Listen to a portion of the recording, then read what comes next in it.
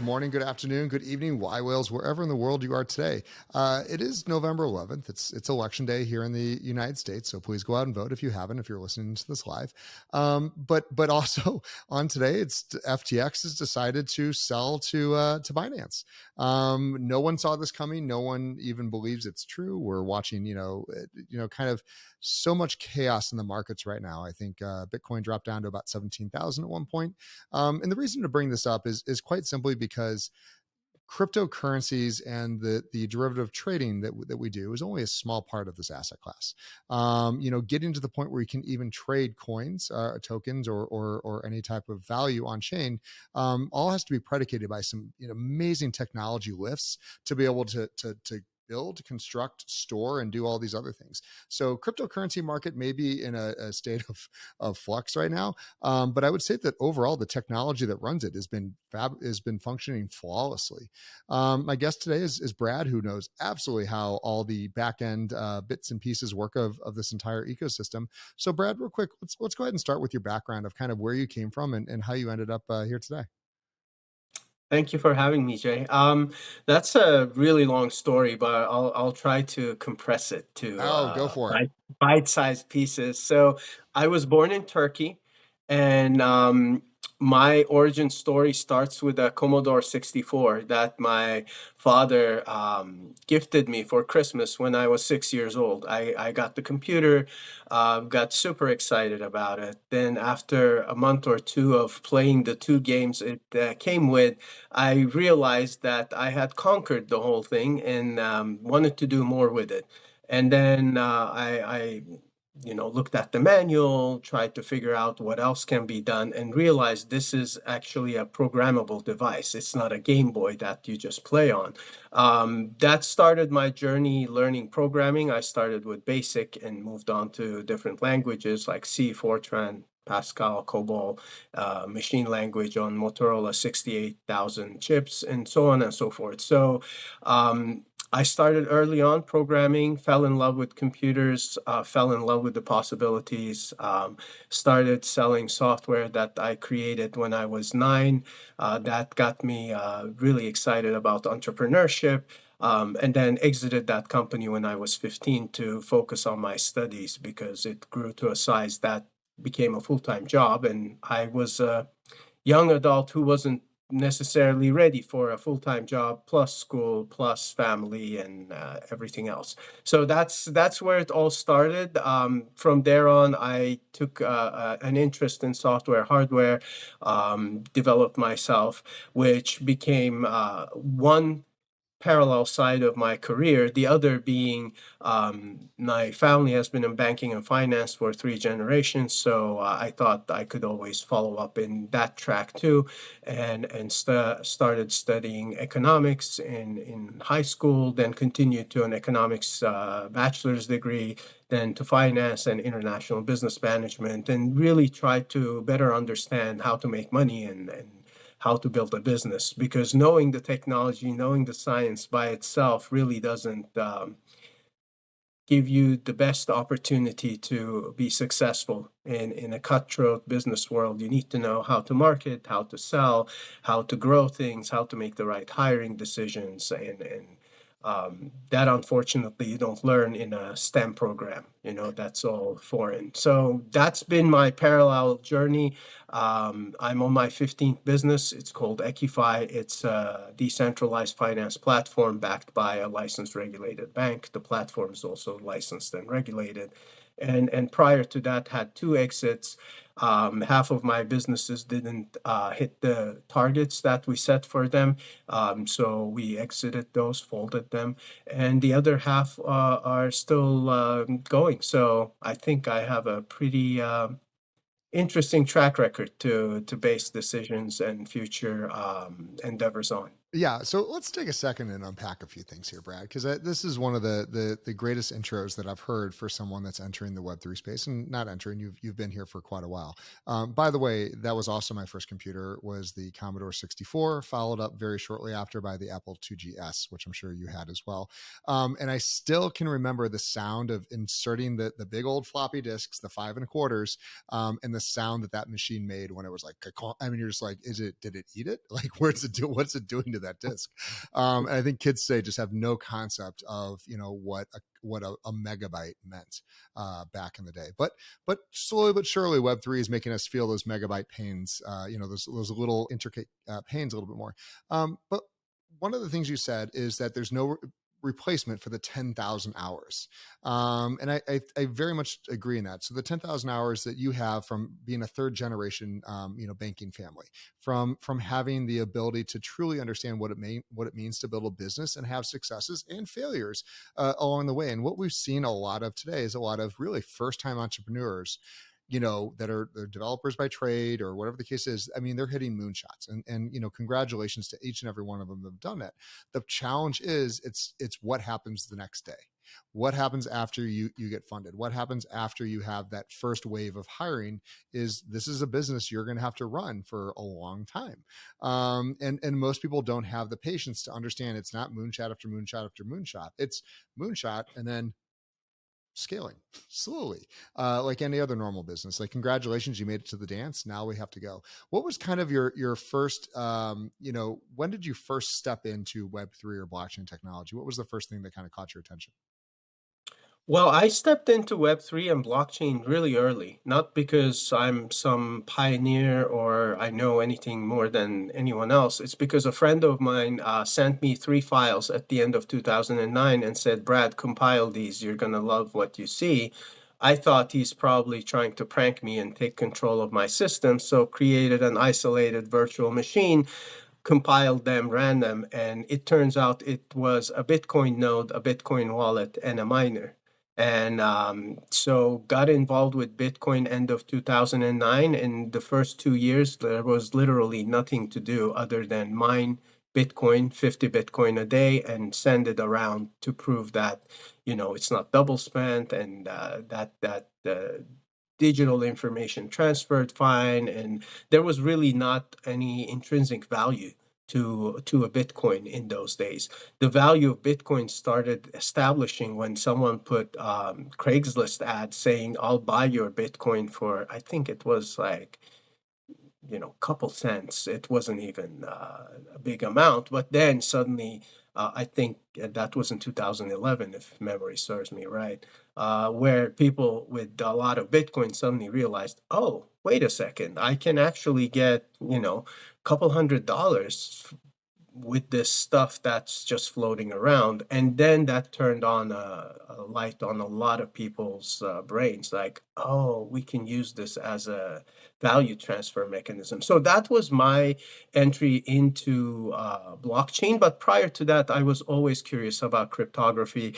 I was a big fan of digital payments, digitization of fiat currency and dollar. And my dad worked on a lot of Western rails being established in the former USSR countries. So I got a lot of exposure growing up to how SWIFT works and how credit cards and everything, how the digital money works. That's not actually printed, but which constitutes the majority of the value that we've created as humans. So always had an interest in it. With Bitcoin, my thinking changed from we need central banks and central authorities to create and regulate that, to maybe software can do it for us. Maybe smart contracts can do it.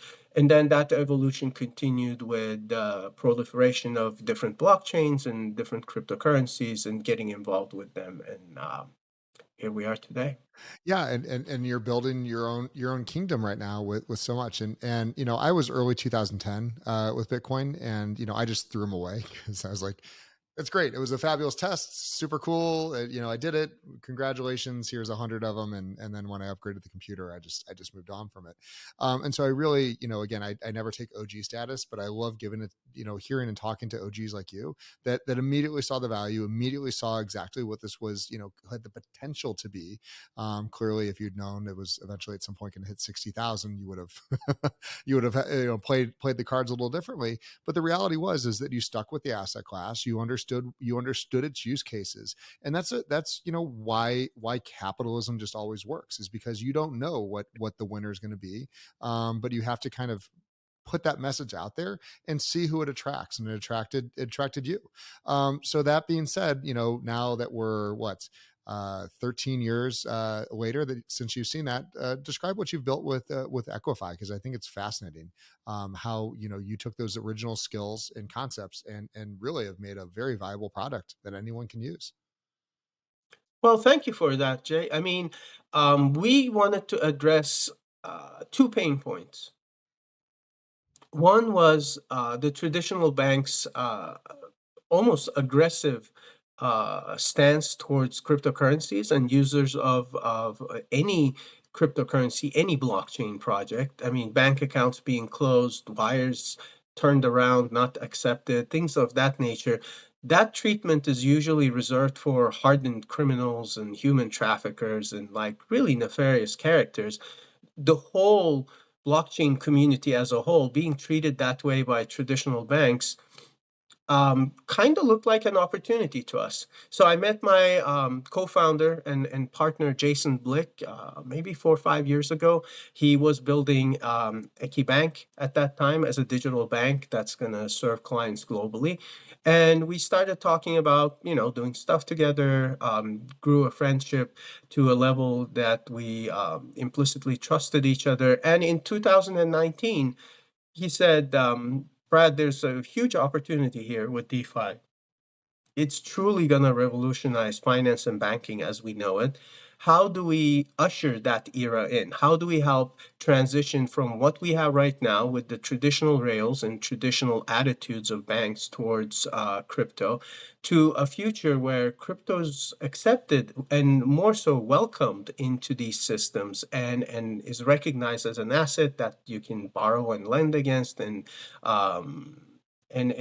really becomes a part of the system. And so we started looking, and the biggest problem we saw was banking facilities not being available to crypto projects and entrepreneurs and investors. And on the crypto side, we saw a lot of liquidity, a lot of value being created that cannot translate to real life for those people. I mean, you would be surprised how many people I know with 7-figure crypto holdings that can't even go and buy a new car. They just can't, because as soon as they try to access that value they created, they see so many roadblocks that block them. I mean, imagine a traditional business person with 5-6 million in a bank account. They've done well. They can go and buy a new car, cash. I mean, that's never been an issue, but in crypto, they can't. So that was one problem. The other problem on the flip side was non-crypto people who read about blockchain, read about Bitcoin, maybe Ethereum a little bit, see these incredible returns and wealth creation, and they don't know how to participate. They don't know how to create a wallet. They don't know what a layer 1 blockchain is. They just don't know. What they know is their bank is not paying them any kind of return on their savings, and the value of their fiat currency is dropping. So they have less value that they accumulated at the end of the year. So we wanted to solve for both of those problems at the same time by bringing digital banking together with DeFi and do it in a licensed, regulated environment that is safe for new entrants to come in and get exposure without learning to program or learning how to create a full node or manipulate the blockchain in a certain way. And those who are in it to be able to exit and enjoy the value they created. That was the genesis of EQIFI, bridging the divide between DeFi and banking. And I think one of the things that you just said, and for people that kind of caught on to the point, is the technology needs to be relatively invisible. For years it's been focused on only the nerds, the geeks, the degens of us, could even figure out how to do these things. And exchanges, let's be clear, most traditional exchanges, as we're watching today, and I just saw a notice pop up on my screen that potentially Kraken has now paused withdrawals. So there's a lot of issues that the industry has, but the concepts that you're saying is everyone should be able to use this. This is the next generation of banking, whether you are with a traditional crypto bank like Equibank, or if you are with Bank of America, and you just hey, it doesn't need to be this complicated challenge that Swift has made it. And Swift is really at the end of the day, it's 1970s technology at its finest. It was designed a long time ago before the global internet existed. It has stood up. It's been reinforced. But at the end of the day, there's more 56K modems, propping up your Swift system than I think anyone realizes. And so this is really the next evolution of a global banking system. And Brad, you're just trying to figure out how to make this work. Yep. Yep. So when you're give us kind of the run through of kind of how Equibank, which is one of your projects, and Equify, how they work together to kind of create this little ecosystem that you've built. Well, EquiBank has a full global banking license, so allows us to do everything that your traditional banks can do: open bank accounts, issue cards, do traditional loans, and everything you would expect from your bank. That's the core engine to connect DeFi into the traditional world. On the DeFi side, we have your fixed rate loans. We have a yield product that's like a retirement savings account, kind of, where you put your funds and they grow with time. And if you want to withdraw them, you can have access to them. So if you have any emergencies, something like that, it's not a time deposit, it's not locked, nothing like that. And the returns are, of course, incomparable to what the traditional banks are paying right now.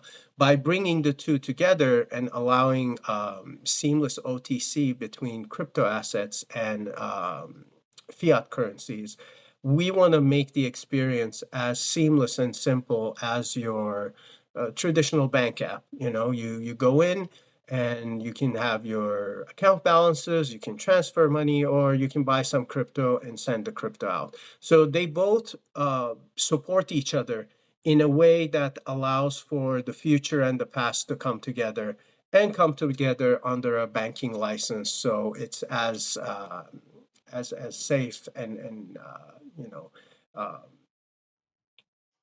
comfortable as it gets.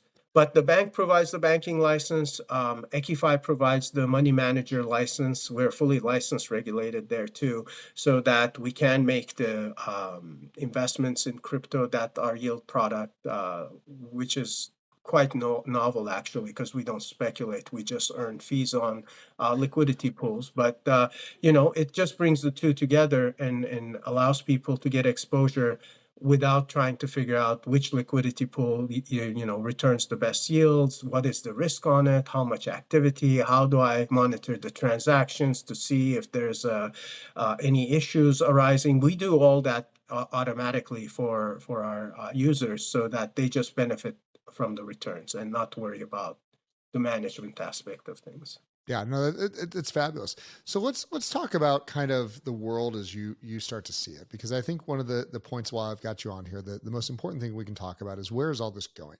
You're building the infrastructure, you're building this ecosystem, and today, like there's, and actually today there's less users than there was yesterday.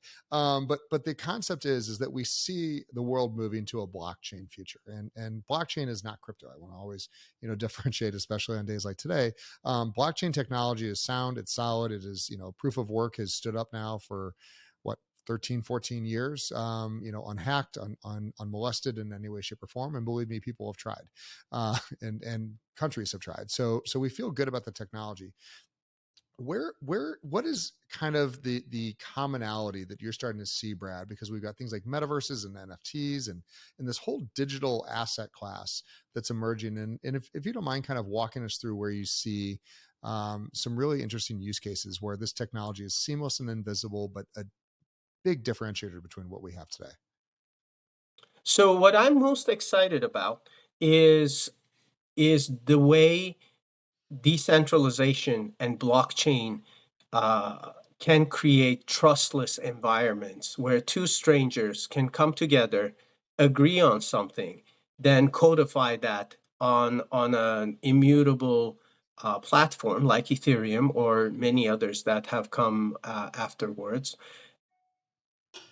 and in a completely unsupervised, no third party intervention manner, that relationship continues exactly as designed. Now, if you have design flaws at the beginning, of course, there are flaws in the relationship. But what really excites me is being able to transfer funds. Let's take simple transfer of money. Right now, if I wanted to wire you $1 million, because I love Jay and I want to give him $1 million, I go to my bank. I have $1 million. I give your banking information.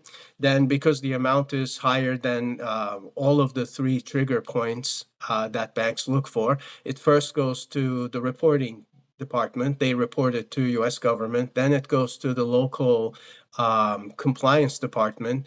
They check everything about you, and whether they decide whether my money can go to you and if you're worthy of it. And then finally, because of the amount, it goes to the CEO's office of that bank and gets a final review and blessing. Now, these people have, in my opinion, very little visibility into who we are. And a bank's role is to safeguard our funds, not decide if we can use them a certain way or not. So that in itself, that system is very expensive because now we involve 7 human beings that command really high salaries, and humans make mistakes when they make decisions. If any of those people makes a mistake and decides the wrong thing, you don't get the money, period. And it's my money. I'm trying to give it to you. Doesn't work. With blockchain, I can literally enter your wallet address, click on it, and you have it anywhere between 10 minutes to half an hour, depending on how congested and what blockchain we choose. That kind of speed and flexibility is what we need today in our financial systems. Should there be checks and balances? Should we comply by KYC, AML, OFAC? Of course. I mean, I'm not saying it should be free for all, anyone sending any nefarious entity whatever amount they want, but that's such a small percentage of transactions that are being held back and slowed down, and the cost of it increasing, that with decentralization, we can truly innovate both our compliance systems, because guess what? You can do compliance on blockchain. It's not like mutually exclusive. You Yep. can build it into your smart contract, and the speed of transaction, which the world needs right now. We're a global economy. That's just banking and finance side.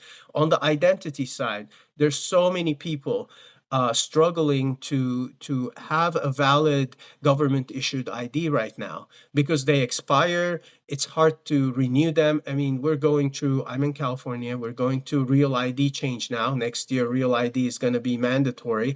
And to be honest, it's a hassle to get a real ID. I have to go to the DMV, bring a bunch of paper documents. With blockchain, you can have immutable self-sovereign identity from birth. You're born, you get your NFT that represents you, and no one can take that away. No one can duplicate it. No one can fake it, because we've seen NFTs work in the past 5, 6 years, whether you look at the CryptoPunks or anything that came after that. It is a non-fungible piece of digital document that says, hey, owner of this could be this person. Yep. So the opportunities are limitless. I mean, you go to procurement, shipping, and following, shipping. If you've done any international commerce, you see how many pieces of paper, stacks of paper you accumulate from the time something is manufactured to it reaches its final distribution destination. all that can be on blockchain, then now you don't have to trust anyone at the port. You don't have to trust any of the brokers. You don't have to worry about anyone falsifying documents or anything like that.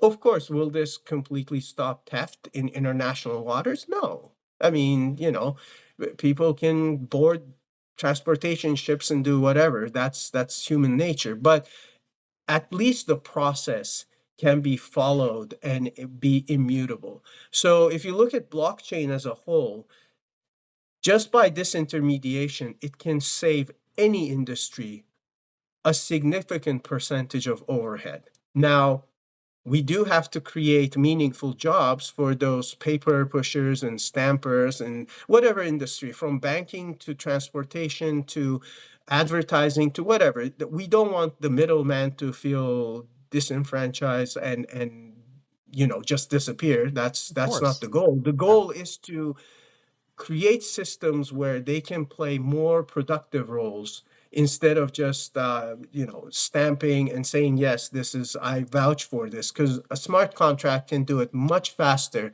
and reliable than a human being. But get that workforce to innovate, to do exciting stuff, maybe get them into AI, get them into machine learning, get them into things that are going to improve our future, as opposed to trying to maintain archaic systems. Like, just like you said, Swift was in 70s. They still have a human being at the end of every day that approves all the transactions at each Swift point.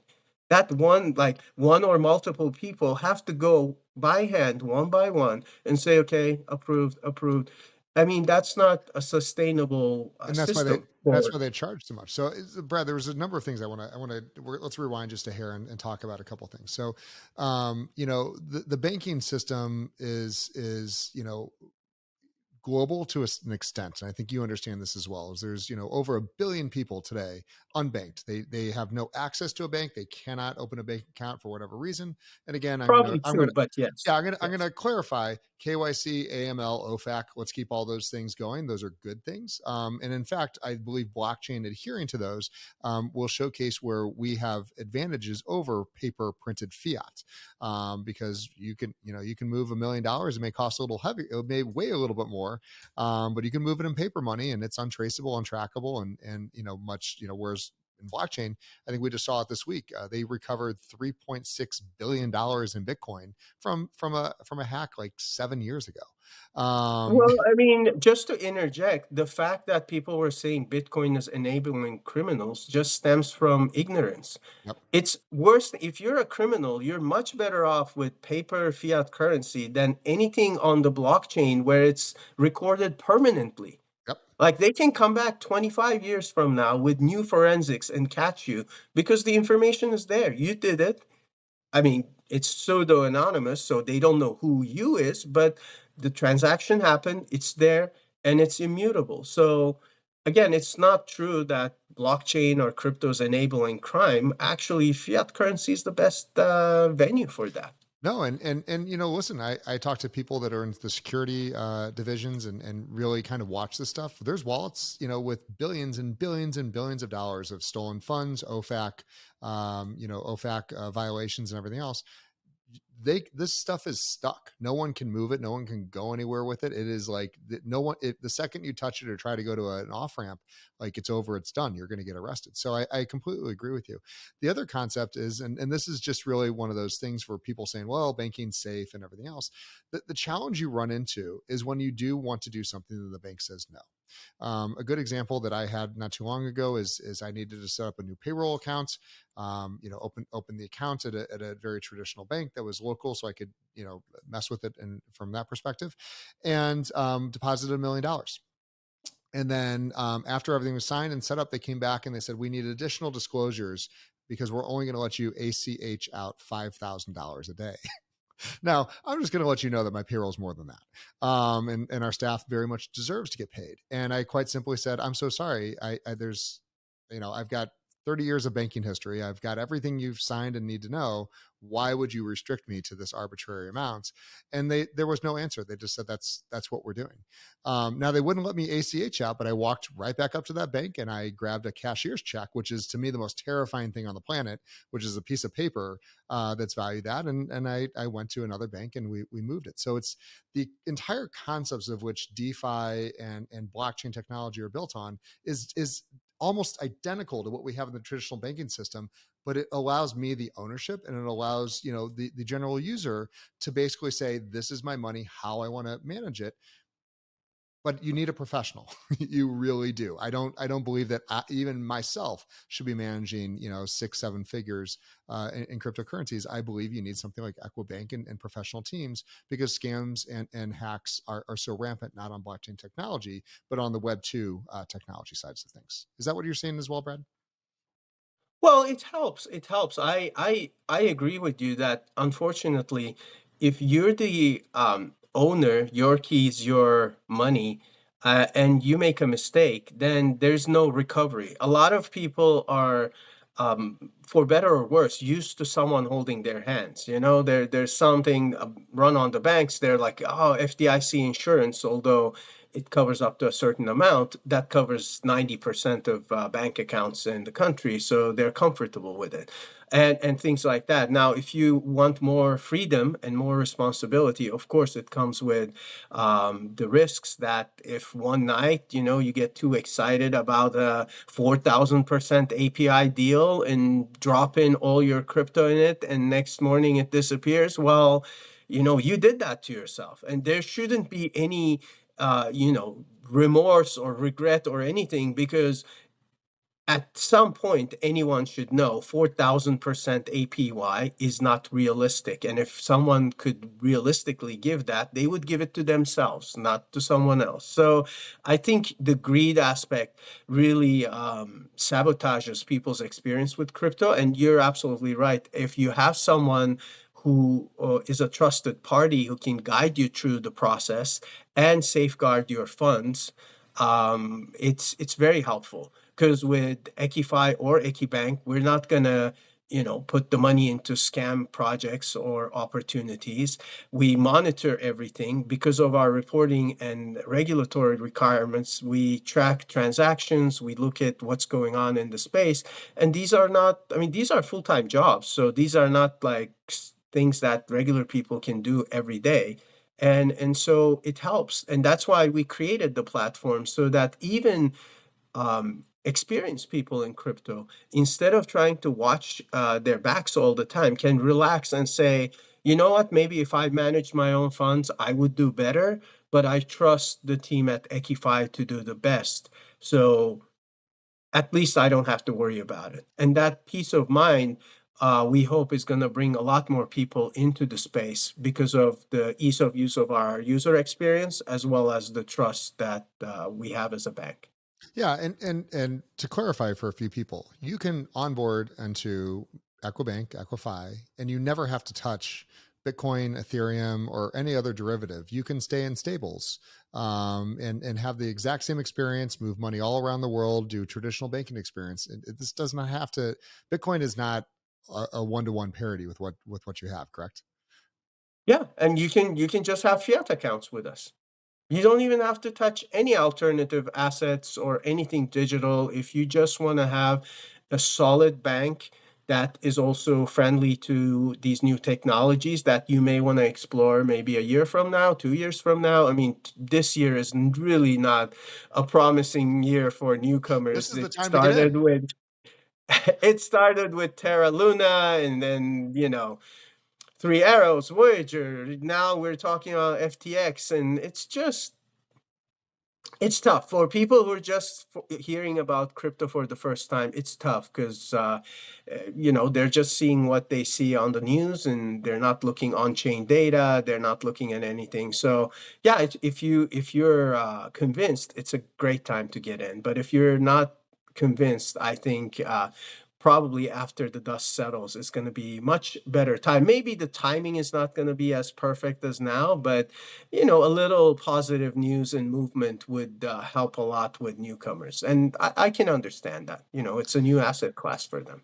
Yeah. So real quick, let's take a second and kind of talk through, where you see the current asset class today. So as you listed off, everything kind of started with Terra Luna doing the meltdown, and if you missed it, Do Kwon was just on a live stream with Martin Shirkle, and Martin told him jail is not that bad. Don't worry about it. It was probably one of the funniest moments in crypto live streaming I've ever seen. We then had, Celsius, we had Three Arrows Capital, we've had a number, and now FTX. And so essentially, what's the common feature, and that you, again, as a very experienced entrepreneur that understands the technology, what's the commonality you're seeing between the failures of these, or are they all just independent lightning strikes that just so happen to be in the same asset class?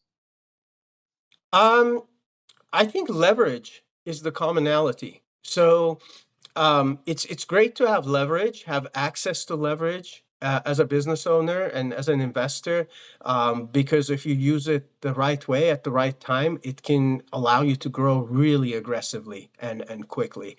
And I'm not opposed to using leverage at all. Now, you couple leverage with debenture, and have a lot of debt, and then you use leverage. Now it's a relatively risky environment you're creating for your business.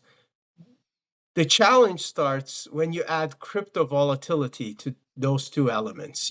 Leverage and growing through debenture in traditional businesses, is it risky? Yes. Can predict certain things like orders coming in and payments and things like that? Yeah, you can model that and manage it. Unfortunately, crypto is so volatile that when you couple those three things, you have a year like this where some leveraged business explodes in or implodes, however you look at it, and then the market starts moving in the other direction, and then market manipulators rush in to make a lot of money overnight, and here we are with crypto. So I think the commonality is, I'd say pick your poison. Don't drink all three poisons at once and hope to survive. Just pick one. If you're gonna, grow through loans, just focus on that. Take out some loans, service them, and grew with that. If you're gonna use leverage, but don't take out loans on top of it. Use the leverage. You still have exposure, but hope that the market movements don't create issues, and use that. And if you're in crypto, you don't have to grow that fast. Like all of these companies that we discussed today, mentioned today, not discussed, from FTX to Celsius, there are multi-billion businesses even before leverage, before loans. So they could have grown at a very steady pace. I mean, I don't even know how many funding rounds FTX had in the last 12 months. I lost track. I mean, they did a $900 million one maybe 12 months ago. Then they did another $500 million. I mean, it's just constantly. And at some point, it becomes very difficult to hedge against market movements if you're that level of loans and leverage, and then crypto volatility kicks in. So, for me, if you look at the businesses that are not that badly affected, they just didn't do one of the things. They're either not in crypto, so they use the other two. Either they use leverage or they use heavy debt and grew, but they're not doing all of it at the same time at once in an uncontrollable, unhedged manner. So that's the problem. And I think there's plenty of businesses, projects growing right now with a very steady pace, and they're not affected because they're not overusing these tools. No, again, fantastic explanation of everything. So to pivot the conversation a little bit, you've made over 100 venture capital investments into Web3 companies, correct? What, A where are little you? more than that, but yes, that's Okay, correct. over 100. I said over 100. How? how are you feeling about most of those today? Every quarter this asset class shifts a little bit, and every year it's almost entirely different. How are you feeling about some of some of those investments today? And as well as their ability to really continue to innovate in the future. Are you seeing that they're keeping pace, or do you see that a lot of these projects kind of fall behind once they plant their flag? I think I want to answer it in two parts. Please. So I make different kinds of investments. I've been investing for over 2 decades, and I started as an angel investor, so I still continue to make angel investments. Then we started a couple of funds, and those had specific thesis to them, and we have a family office that also invests. So on the angel investing side, I always remind myself what an angel means. Angel meant in the early times when this term was coined, before anyone invested any money into private companies, as someone who supported a cause just for it to become a reality, not with any expectation of anything. So if you were an angel or patron of a painter, you wanted to see that art created. If you're an angel patron of a play, you just wanted to see the play. You weren't expecting, oh, if I put in 100K here, what do I get in return? No, you just wanted to see the play. If you take angel investing with the same mindset, most of those fail. But most businesses fail. People Yeah. try things and the timing doesn't work. The team is not the right team. The product market fit doesn't exist. So I think it's the same thing in Web3. Majority of the experiments of the businesses are not going to be commercial successes. They may be successes in their own way, innovating, changing mindsets, doing something. So when I make angel investments, I keep the amounts to that level. And my expectation is I'm supporting that team, I'm supporting that project just to see what the potential is, not expecting any commercial return. On the flip side, for larger check sizes, later on stage companies, there's expectation that they're going to return because they have proven themselves and have been producing and found that product market fit. And I differentiate between the two because, of the investments I make, majority are in the angel side of things. And I know that they may not yield anything, but I believe in the idea and the team and the project enough that I want to see that trial happen. I want to see them try and of course succeed. But if they don't, then it's okay. On the later stage investments, of course, the calculation is, what kind of return we can expect. And I've seen a lot of success in that category just because it's a more mature deal. But then the multiples are not the same. You can have a fairly certain hit with a later stage company that's going to yield X amount of percentage to you, but then you're not going to have the 100X. If you believe in something, like I got into the initial sale of Ethereum because I really believed in the potential of it.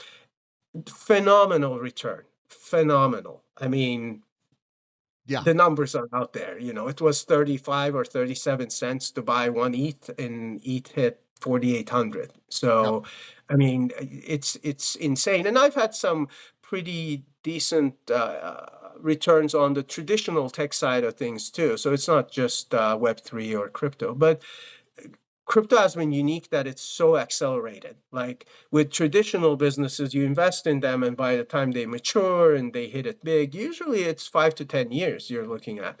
With crypto, it's 6 to 12 months. And in a very short span of time, the direction it's going. Now, it may not hit the top potential. I mean, Ethereum took, 5 years to get to all-time highs, but still you saw the trajectory, even the ups and downs in cyclical markets. You saw the potential there. When something that cents goes to $100, you're like, okay, then this can repeat it even if it drops to dollars again. So I think I don't see much difference between Web3 companies and traditional tech companies, except for the velocity.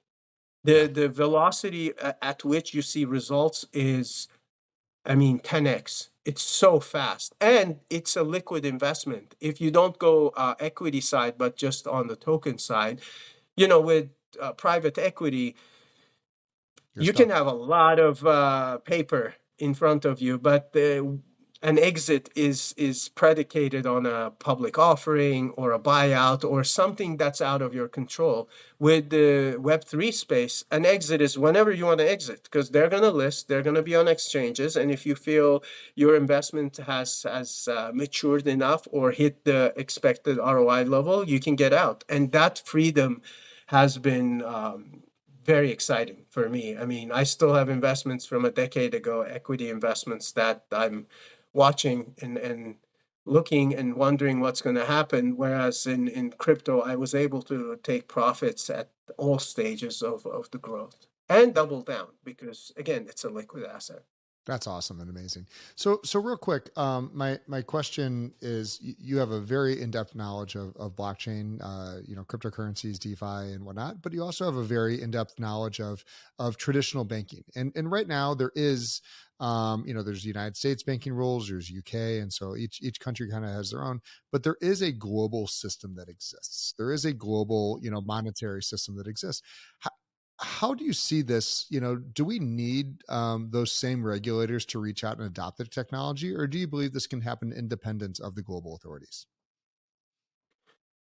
That's a A big question. that's a that's a tricky question. So regulation and regulatory bodies help normalize, standardize things, and give everyone a framework within which we understand what can be done and what shouldn't be done.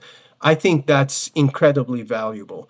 Do I believe that framework can be programmed in smart contracts and be done without any regulatory third party body interfering? Yes, I do. Does it exist today? No, it doesn't. I mean, how many things do the global bodies agree on unanimously in the world right now?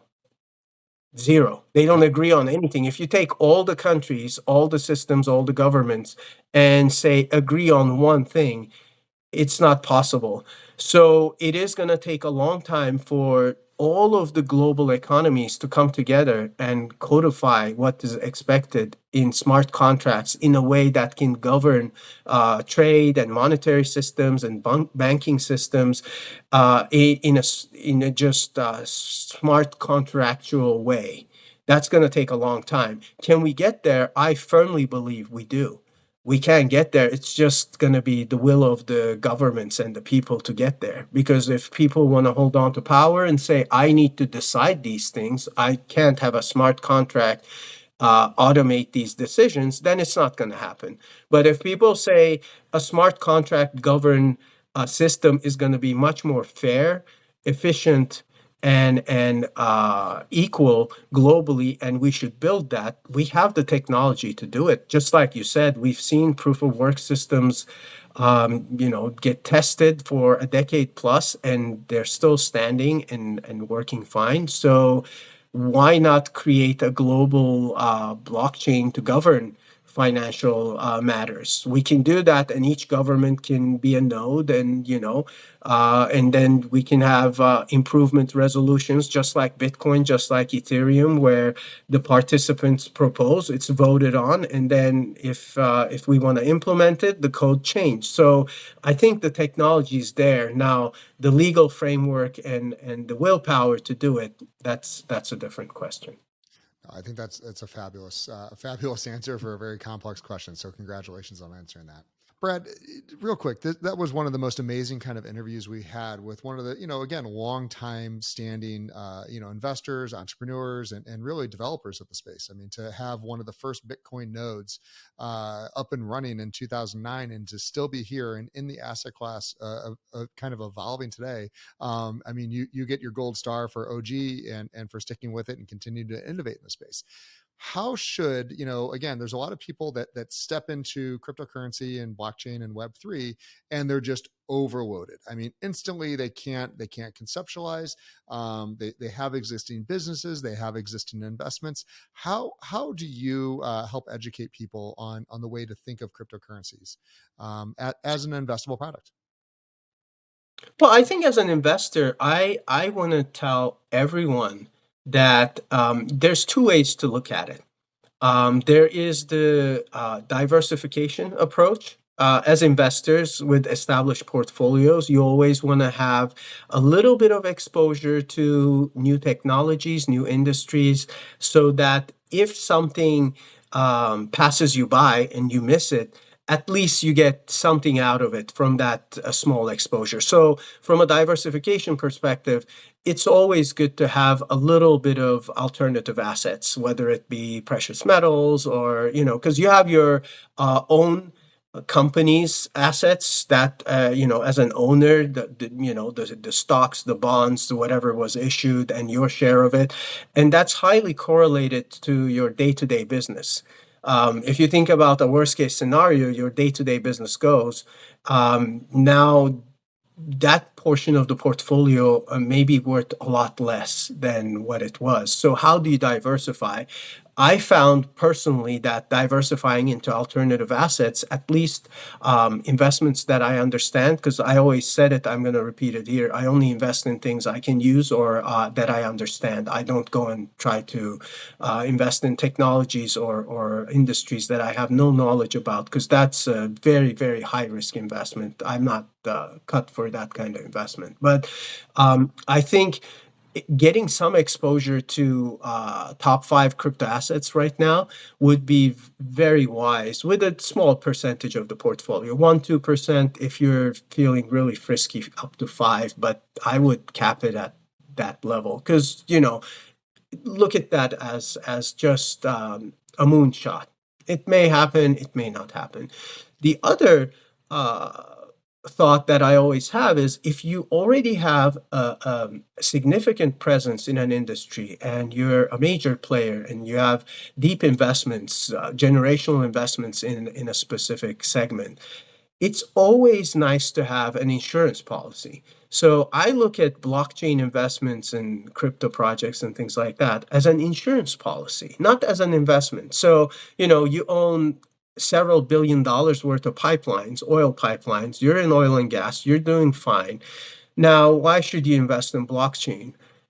As an investment thesis, you can make different cases for diversification or exposure, but look at it as an insurance policy where if a blockchain company disrupts your business and you're not aware of it, it's going to have very expensive consequences for you.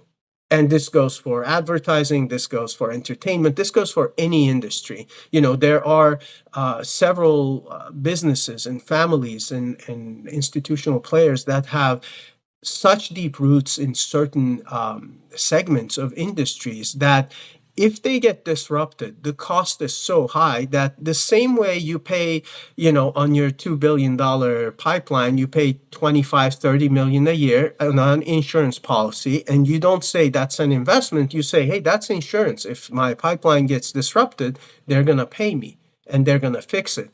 The same way, look at blockchain and crypto as an insurance policy against future disruption, and invest in companies and projects that are tangential or potentially influential in your core business, but not as, oh, I need to get this return on it, as this is my insurance policy. If these businesses go bankrupt, great. I'm still successful because I'm the incumbent. I'm the, major player. If they're successful and they disrupt me, now I own a good stake in the disruptor and I can bring them into my ecosystem. And I think if you think either one of those, it becomes, unavoidable. You want to have some exposure within, of course, the restraints and the structure of your portfolio and businesses. I love that. And I want to tie on something else to what you said for our listeners that, again, just got some really amazing advice. Is if you run a company, whether it's local, national, global, whatever the case is, if you do not have exchange accounts and bank accounts set up that allow you to move into cryptocurrencies, you don't need to own any. But I can tell you right now, it takes months and months and months to be able to set up those pipes and have it. And whether you believe that Swift is going to be around forever, or you do have any kind of uncertainty about a global financial disruption, build the pipes. This is a great exercise for your accounting departments and teams to go ahead and open those accounts. You don't have to move any money back and forth, but you can practice. You can try with a couple dollars here and there. But I can tell you, I have helped mega billion-dollar companies at least set up multiple accounts on multiple exchanges tied to their bank accounts, and it took anywhere from 4 to 12 months to make that happen. And so today, if you're listening to this and you want to get anything out of it, I think that Brad has given an entirely really good perspective for businesses, business owners, and entrepreneurs to take a look at places like Equibank and Equify for what they can offer to basically help with that transition and help with creating that pipeline. Because there may be a day, and listen, we saw it happen in Canada, we saw it happen in Russia, we see it happen all around the world, where there can be a freeze on your bank account. And that's one thing if you may be delinquent on some credit card bills or everything else while they're figuring things out, but it's an entirely different aspect if your employees can't get paid, and a variety of others around the world, just because you're having a local or regional conflict. Never good, but in the same sense, this is the time to really look and explore without, exactly as you said, just dip a toe in and start to understand what this is. That's great advice, Jay, because better to be prepared than set up with all the tools and access you need and not use it. I mean, there are very few platforms that would just close your account because you had no activity. They love that user account. They're gonna, once you're set up, they're gonna keep you forever. But it takes time, and a lot of people don't realize that. So I really love that point. No, that's great. Love it, love it. Brad, where can people find you or learn more about your various projects and everything you guys are working on? Equify.com, EQIFI.com is our main website. All our socials are there. They can reach me at brad@equify.com. I check my email almost religiously. So email, although a bit old school, is still the best way to get a hold of me, because the social media messages and text messages, they scroll and they disappear. And after a few days, it's really hard to reference who texted you what, and especially if it's a new relationship. Whereas an email is always there. I can search for it. It can be bumped up. So I'd say those are the two. And if people are excited about other stuff or want to talk about something other than Equify, they can just Google me and see everything else that's out there. Fabulous. yWhales, this is Brad with Equify, Equibank, and 100 plus other projects that he's behind. We're looking forward to having you on Fireside, sir. And again, for all you yWhales out there, I hope this FTX thing turns around pretty quick, because I don't like this $17,000 Bitcoin. If I'm a purchaser, yes, but I wasn't buying today. So let's make it happen. yWhales, see you next time.